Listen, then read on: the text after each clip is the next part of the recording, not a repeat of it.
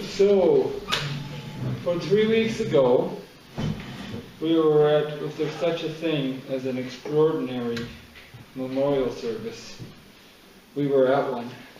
About 20 years ago, we met an extraordinary gentleman, Mike Ladder. Mike lived a life.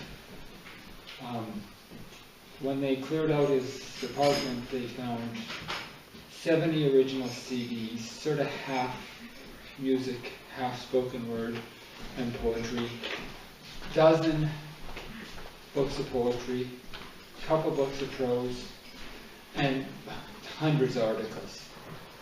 And when we met him, he had just been diagnosed with fairly severe schizophrenia, and he had a powerful will to live through it, and he did everything. He practiced his spiritual life, he took his medication, he exercised, he just did everything he could.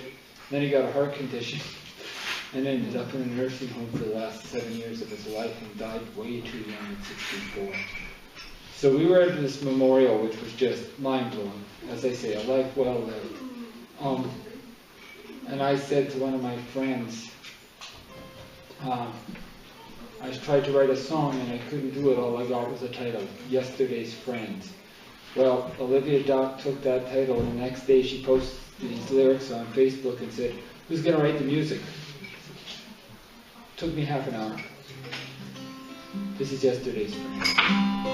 Yesterday's friends, he's gone forever, but he lives in us today. Memories of songs we played together, boy, our spirits all the same.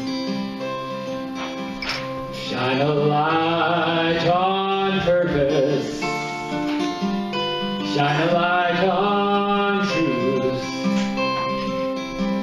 I will shine my light and be of service. I will shine my light for you. I miss you, friend, your deep, sweet voice, the way you turn to phrase. May your friends, the angels, keep you well until we meet again. Shine a light on purpose, shine a light on truth. I will shine my light and be of service. I will shine my light for you. Shine a light on purpose, shine a light on truth. I will shine my light and be of service. I will shine my light for you. I will shine my light and be of service. I will shine my light for you.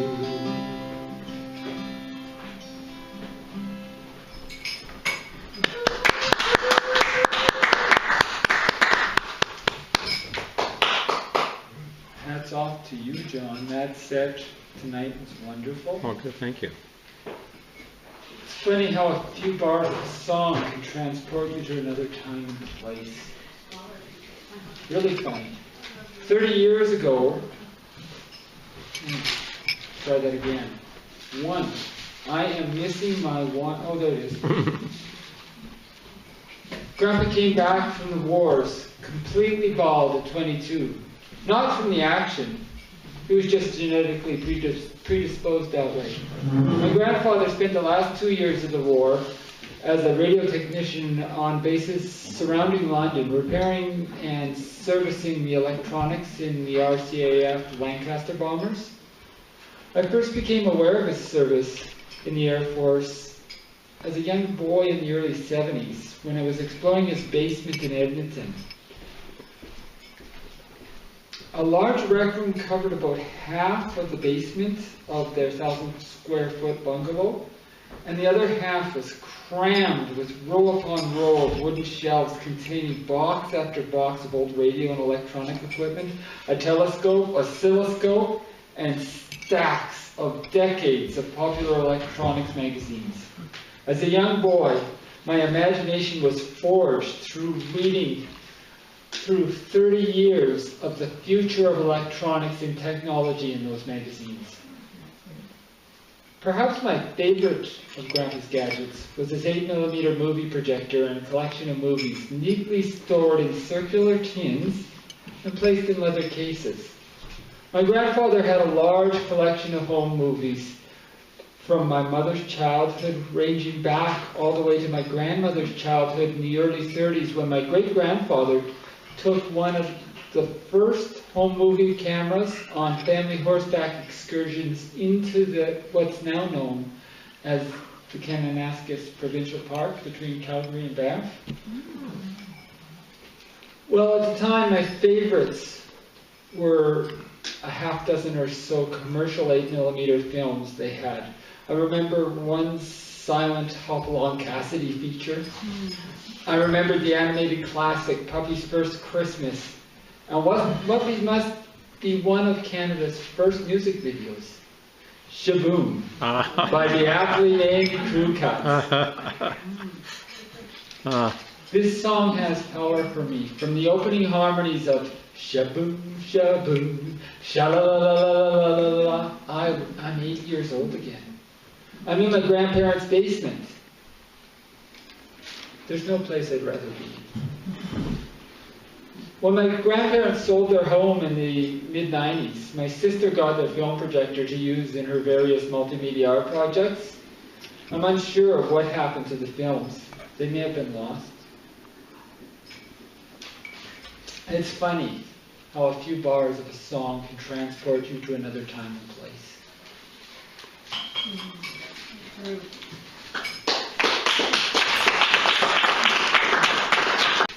This one, Scott Cooper and I have been sort of feeding off of each other as singing librarians. There's a competition every year called the Forest of Reading, and they select a selection or a range of books in a range of age ranges and get kids to read them, and then the kids themselves vote on the best Canadian children's books of the year.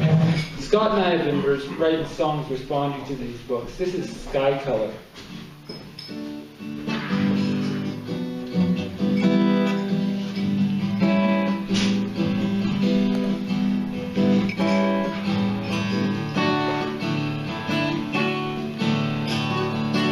Marisol's an artist, the world is her canvas. She helped to paint a mural on the library wall. But when it was time to color the sky,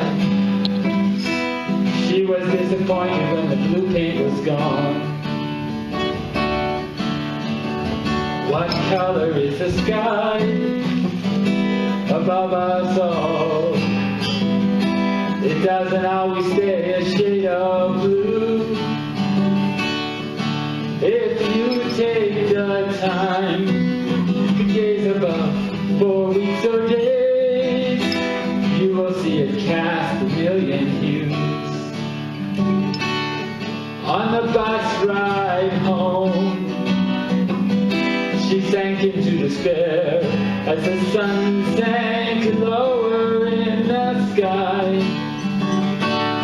There were reds, pinks, and whites to welcome the night, but nowhere did she spy a shade of blue. Her sky was black as the ocean at midnight, orange and pink with the dawn, purple and gray as the storms roll by. These are the colors of the sky. What color is the sky above us all? It doesn't always stay a shade of blue. If you take the time to gaze above for weeks or days, you will see it cast a million hues. Marisol's an artist, the world is her canvas.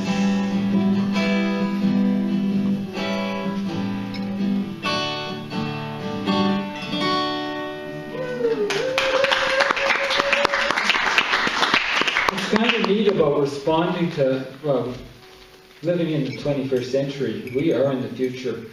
So this was written by Peter Reynold, who's a Canadian-born artist and writes children's books, and he lives in Boston. And so I wrote this song and threw it up on YouTube and sent him one tweet. And it took a few days, but a few days later he tweets back to me, "I love singing librarians." The world is so small. And I think it got small for me in Grandpa's basement. Thanks a lot, guys.